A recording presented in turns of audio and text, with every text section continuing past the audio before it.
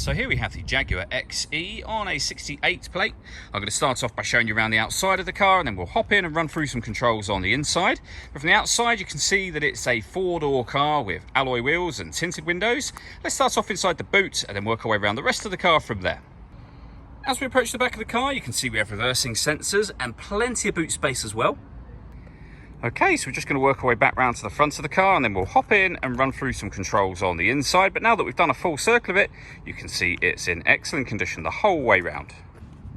Just briefly before we climb in, I think it's well worth seeing the interior from this exterior point of view. You get full leather seats, there's plenty to run through on the dashboard, so let's hop in and we'll do that right now.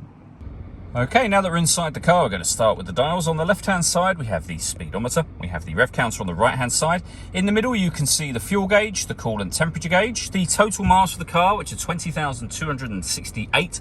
And then to the right-hand side of that, it will show you what gear this car is in. It's an automatic, and we are, of course, in park at the moment.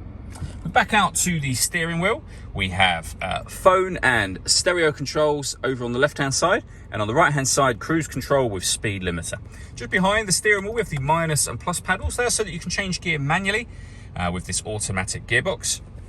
And then over in the center, the touchscreen for the cars. This is where you can access, for example, your satellite navigation. As you can see, a nice, clear color display. A very, very easy system to use. Ultimately, down here, you can access any menu you want to, so you can pair your phone. You can come into your audio menu from here as well, where you'll be able to see the different ways in which you can listen to the radio. So this car's got DAB radio, as you can see. You can also listen to your own music in the car, and down the bottom here we have temperature controls as well, and they continue beneath that. So we have dual zone climate control here. You can adjust the passenger temperature, the driver temperature.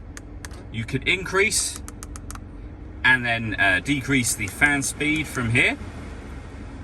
Determine what direction you'd like the air to be distributed in, and then when you're happy with those settings, this button turns your air conditioning off in this case, or back on again. Or hit auto. The car will then maintain the temperatures you've asked for by taking control of the fan speed for you, which you can hear it doing now.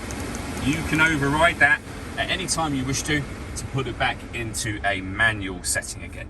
We then have the gear lever for the fully automatic gearbox. I say lever, it's a dial that will recess down into here when you stop the engine and then rise out of there as you start the engine.